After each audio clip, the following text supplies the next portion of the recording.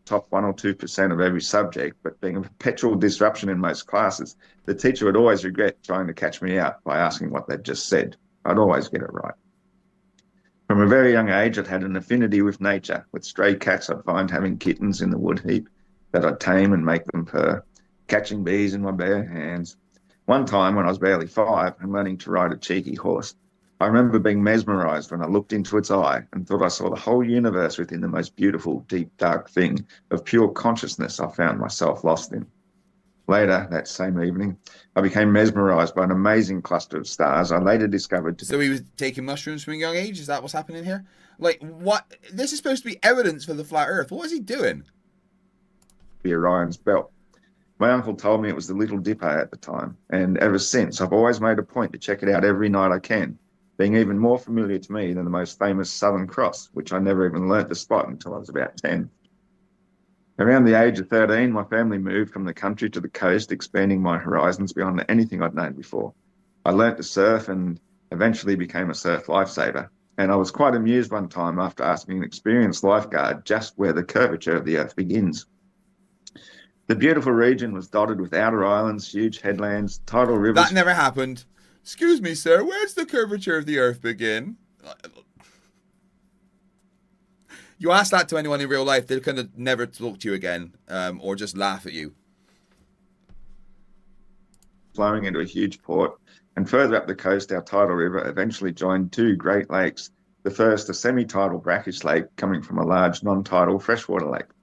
An hour after asking about Earth's curvature, I saw old matey still staring out to sea, totally blown away by my innocent curiosity, which others first laughed at. But this one guy was clearly disturbed, as we could clearly see one of the islands some 11 kilometres up the coast, and often see further headlands double or more the distance away.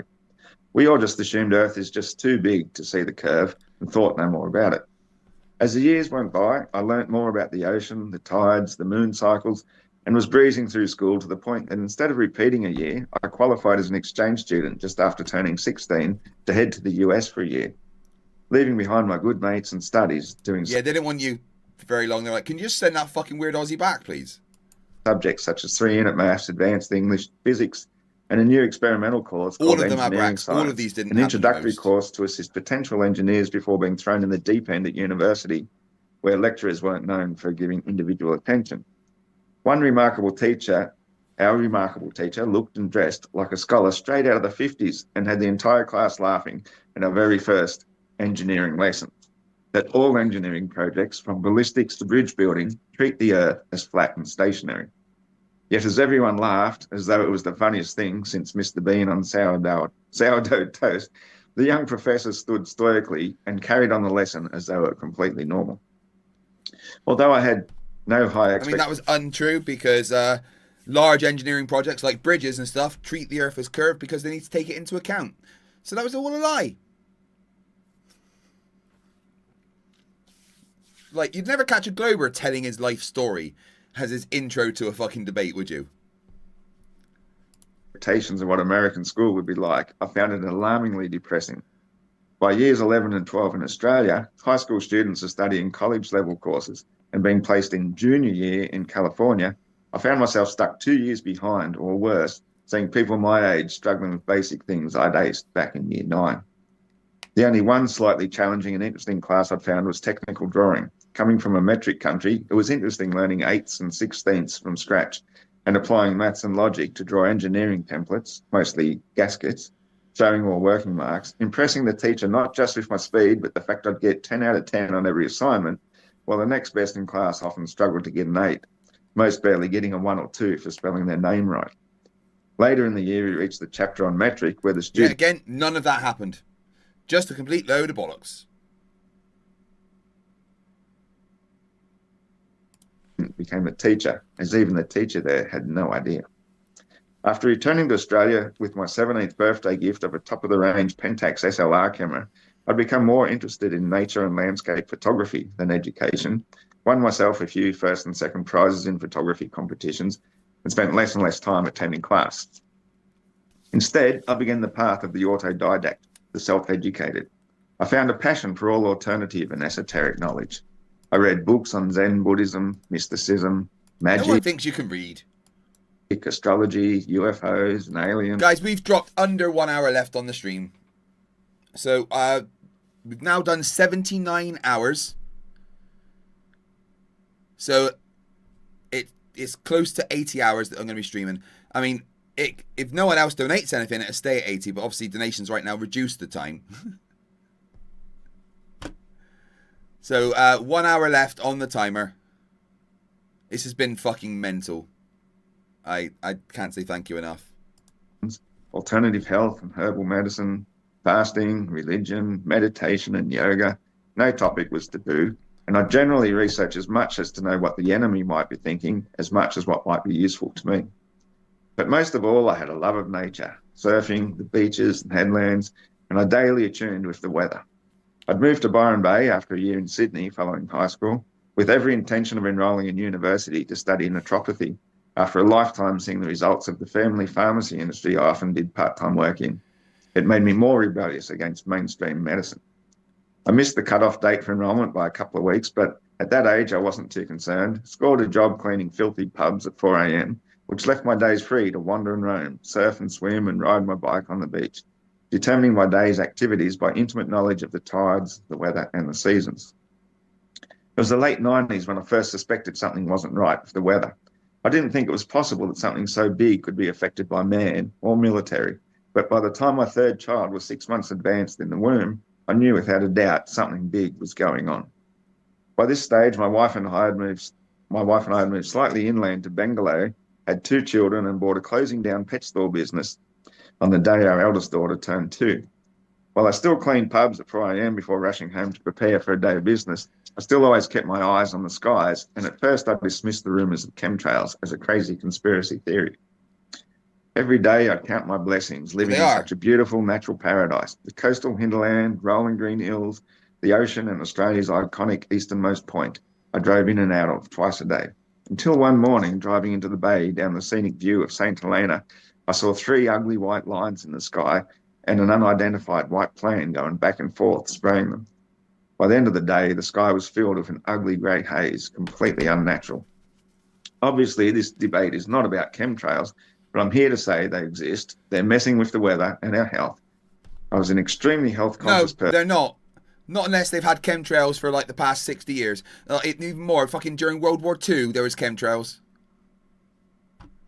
Sustaining Nimbus, thank you very much. 3 minutes reduced there.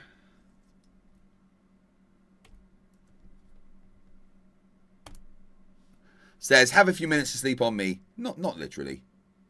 I mean, why not on you?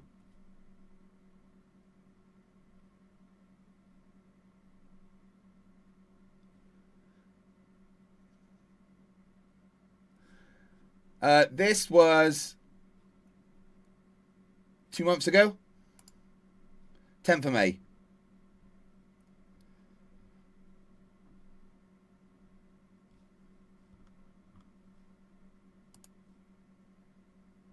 Person back then, and when I started seeing the patterns of extra heavy spray activity during the week leading up to and weekend of huge international outdoor music festivals, I even coined the term festival weather. And as mentioned, my wife was 6 months pregnant with our third child when she came down with atypical pneumonia, was hospitalised, and the Lismore-based hospital was over. How the fuck did he convince a woman to marry him? $4.99 from Sustaining Nimbus, thank you very much. Only Iron Horse could call years of being a beach bum tidal research. Thank you. 49 minutes left. Every new donation reduces the time more. Flowing with similar cases. Surrounding local businesses also complained of more than half their staff off sick, as I struggled to run my own business and take care of my 2 toddlers. My wife back then thought I was crazy. I refused to have our children vaccinated and treated any minor ailments with colloidal silver, which I quickly learned how to make myself. So when I saw the heavy spraying leading up to a certain festival called Splendour in the Grass, I encouraged the wife to treat herself with it, but her scepticism and reluctance instead earned her a 2-week holiday in hospital while I remained healthy as a horse. I had letters published in the paper. I was contacted by highly knowledgeable individuals. We even started a chemtrail awareness group. One person got a response to a letter from our local member of parliament who literally admitted that his hands were tied. This was beyond even his pay grade. I racked Yeah, something else that never fucking happened ever.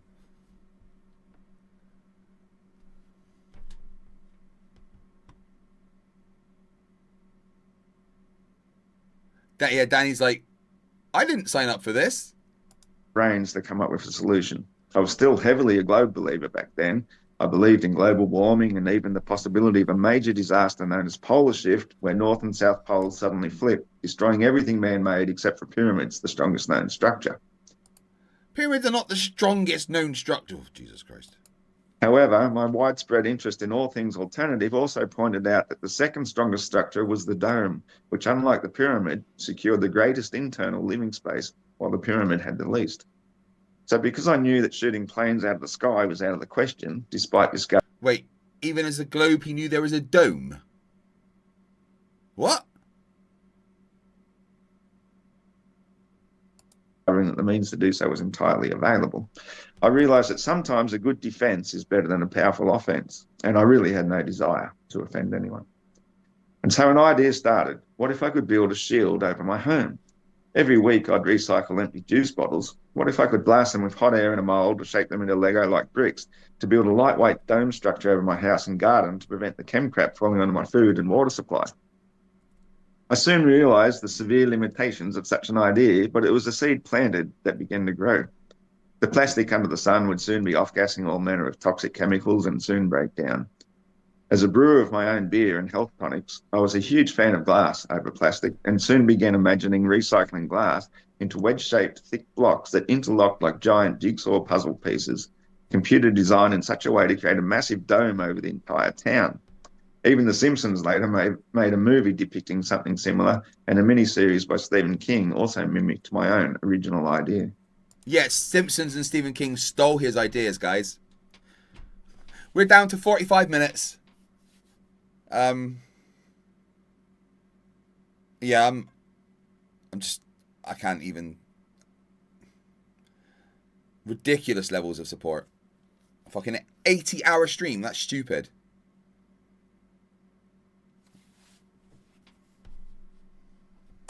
The more I thought about it, the greater the idea expanded. Vast wastelands in the Australian outback could be converted into massive dome cities. Dredging huge amounts of salt water and sand into the deserts, the silica turn into glass, the domes capture the evaporate to collect pure distilled, sun-purified water, the salt byproduct of valuable resource and health nutrient. I was solving dozens of problems at a time. Sea level rising? Solved. Erosion? Solved. Global warming? Well, the temperature inside a dome can be controlled by plant growth for food and clothing. And suddenly, hey, we don't need to worry about the weather or even housing so much. If we sterilised and quarantined all entries, we could eliminate all pests, parasites and disease, making a series of such huge glass domes a perfect place to live. I then reasoned that a thick enough glass covering could even be impervious to nuclear attack. The only remaining concern I had left was this... Rubiks says, if the rules allow it, the $20 I donated that I didn't add time with, use it to remove the time. Yeah, if that's what you want it for.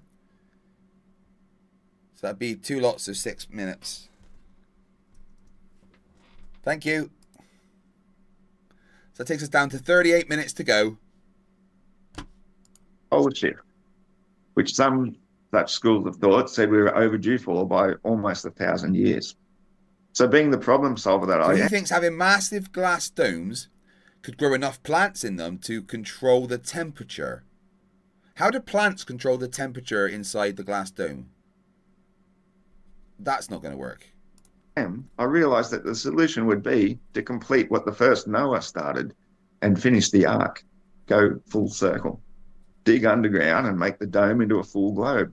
That way, all land masses could float like rafts on a cushion of water, and no matter what happened to our planet, each bauble could ride out the roughest seas, the most tumultuous events, and the most that the occupants might feel is a slight rocking to and fro that resembled the tides. And that's when it hit me. What if they've already done that? What? That's a beautiful story. All right. Is that his evidence?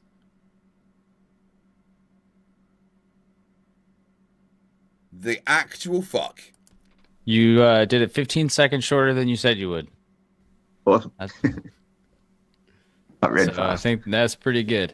All right. Thank you for your opening statement, guys. real quick, like the video if you haven't liked it. Send a super chat for me to ask in the Q&A. And without further ado, we're going to get into the 60-minute open dialogue here. Please be respectful to each other. And if someone's trying to give an answer, at least let them get it out before you want to disagree with some part of whatever his statement or assumptions might be. That will help the audience hear everything clear. All right, starting now. Yeah, go ahead. Okay, so if you got nothing to say about what I've said, I took a note of every point you Yeah, there's nothing about what you said made, and I'm more than happy to discuss each one. I think we'll even start with the most simplest one about the moon appearing upside down from different sides on the stationary planar Earth. You know, if we call the equator the midpoint, then everything inside of the equator is what we call the northern hemisphere, and everything outside of it is the southern hemisphere. And so if the sun and moon... That's not what hemispheres are. Just saying. Guys, you can... I know there's only 36 minutes on there, but you can send me to bed before then, because I may fall asleep before 36 minutes. Basically going roughly around the equator, depending which way we're looking up at it from, will determine whether it looks one way or the other. So if we stuck a picture of the moon in the middle of our ceiling, stood at one wall and looked at it, and then crossed the room and looked back at it, it would appear inverted. So that doesn't turn the floor into a ball. But how can that happen? Can you demonstrate that for me? Can you sort of, if you put a clock on your ceiling, yeah, and you know the hour hand's going one way, it doesn't matter where you are in the room, it's still going to go the same way. So I think exactly. You know, I was just talking about the moon being inverted. I was just talking about the moon being inverted. Not the star trails. We can go to the star trails next. Oh, I thought you would just jump into the star trails. I was like, well, I thought we were talking about no, just simply about how the moon appears inverted from one side to the other. It's pretty basic. So you put a smiley face on the ceiling, right? Or even your clock. If you put the clock down, you look at it, and the 12 is going to appear furthest and the 6 closest. If you go to the other side of the room, the 6 will appear furthest and the 12 nearest, so it will appear inverted. That's as simple as that when it comes to the moon. No, because it's this way wherever it is. I mean, it's not going upside down. Can you just accept, maybe, for my thought experiment on this, is that when you're in the north... Sustaining Nimbus is saving everyone from 3 minutes of Iron Horse. Thank you very much. Appreciate that, dude. Takes us down to 28 minutes and 20 seconds. We're in the final home run. And you're looking at the moon, is how it is for me. Okay, I'll bring it up in a second. And then for you, it looks like the moon's upside down. Yeah? But yeah. Thing is, I'm trying to fathom how it could work, like especially with the moon. It's quite a thing, because it just seems like you got to go all the way around the houses just to make something work. Yeah, you can save us more time with Ross. Just like another 5 super chats, we're pretty much finished at that point. Where on a globe is literally self-explanatory. I do find it hard to understand how with the moon rotation. I don't get it. You can explain it to me 1,000 times in 100 different ways, like I've heard from flat earthers, and it is I don't know. It's just. Well, your inability to understand is not evidence of it not being quite practical and possible. Well, yeah. It's, it could be a you thing. It's not a me thing. It's not a me thing. All due respect. It's not a me thing. Literally, we're on a globe, and we see the moon in different ways because of I'm in the north, you're in the south, and that's... Yeah. Again, let me just explain. If you did stick a clock, Danny wanted me to play it, and if you want it to stop, you know what to do. A membership or a super chat, take 3 minutes off, get it over with. On the ceiling. Okay, so the 12 is going to look furthest away from you and the 6 nearest. So it would look sort of the way you expect. But if you cross the room and look back up at it from the other way, then the 12 is going to be nearest to you and the 6 furthest away. So that would make it appear inverted from your perspective. So that's a very, very simple perspective matter when it comes to the moon. Yeah, you just repeated the same thing without actually explaining it, Ross. It's not just flipped, it's inverted. What you're saying would flip it, not invert it. Our trail's a little bit more difficult. This is the, if you like to go there, but this is the moon I see. Yeah. all right. Yeah. And this is the moon you see. Shut up, whale panties. Wait 1 second. Sorry, Yeah, I had a lot of coffee. It is the same moon. It's the same moon, but from where you are on Earth, you're going to see it in different ways. So on the equator, Yeah, but whatever your argument is for the globe, it works exactly the same on the flat Earth. Only it's more reasonable because sometimes we see it in places where it's absolutely impossible on the globe. Well, yeah, but on the globe, both in the north and south, it rises and then sets.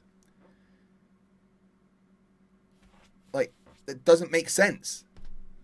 At the same time, like sometimes places in the US, in California, are seeing it at the same time as in Australia, and we're like 19 hours time difference apart, and we're seeing it at the same time on different sides of the planet, which would be impossible on a planet. I really do want to get this, mate. I really do.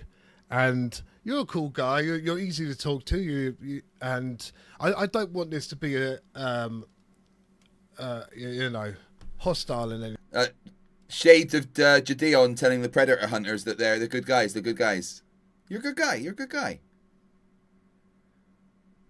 That's not what I want. I want a nice conversation with you. Right. But can you? Okay, with the moon, the moon's obviously it's up high, right?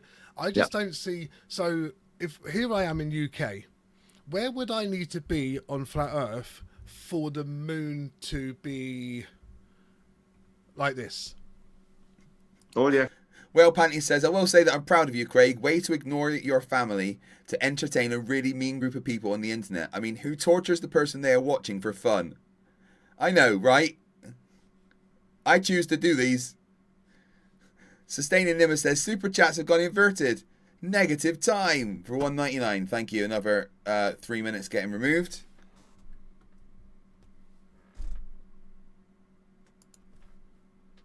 There we go. 20 minutes left. We're nearly there.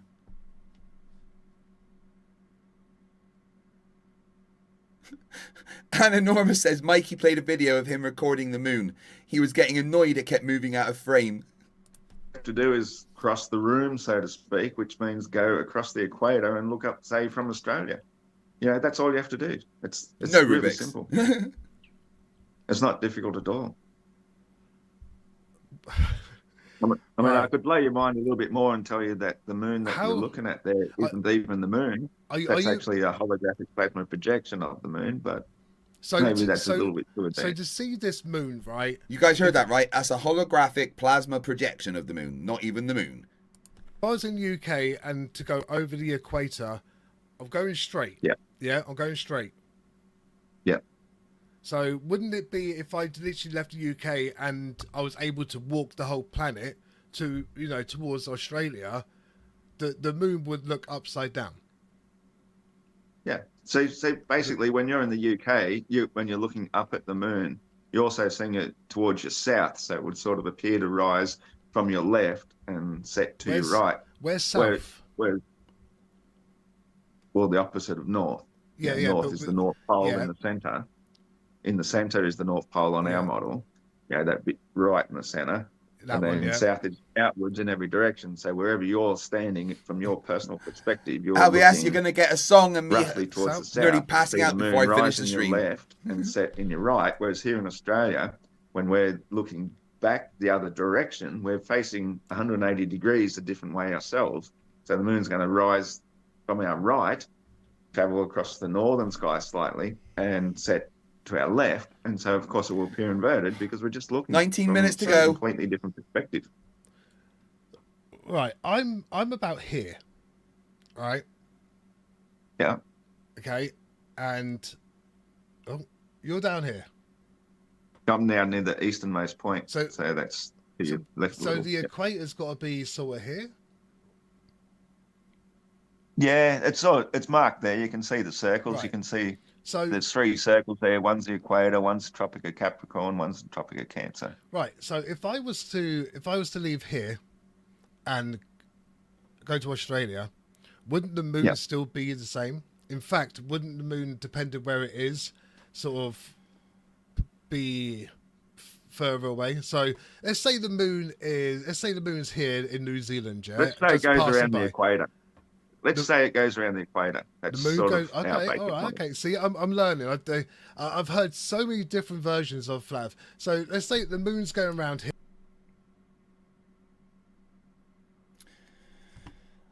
RT9648 coming in with a save. 1, 2, 3, 4, 5. I think we'll finish this debate on another stream sometime. But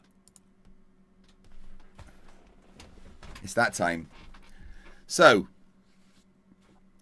79 hours and 20 minutes ago, on the 30th of July at 8 p.m, I started a stream. When I started, there was a 45-minute timer. I decided that every new membership and every gifted membership and every upgraded membership would add 3 minutes, and every £10 of super chats would add 3 minutes. If you want to double damage, gift 10, add 6 minutes. Thinking that you like to torture me a little bit and you make me do like 48 hours or something. But no. Turns out I'm here for 4 days. As you keep me streaming for a record 79 hours and 22 minutes. I want to give my heartfelt thanks to all of you. The levels of support that I constantly get from this community are beyond mind-blowing. I don't have the words to explain the feelings that I currently have, mostly because my brain has turned to mush and I'm extremely tired.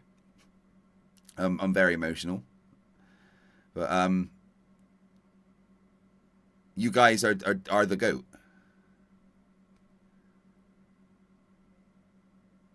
So thank you. You allow me the ability to still be a good person in my life. When I got disabled, I kind of thought, well, that's my usefulness over, right? But this community has given me the ability to still be useful for my family. And I can't thank you enough for that. I have managed to, even though I am disabled and can't work, still give my family a really good life because of you guys. So thank you very much. Now, before we go, let's ask a question. Can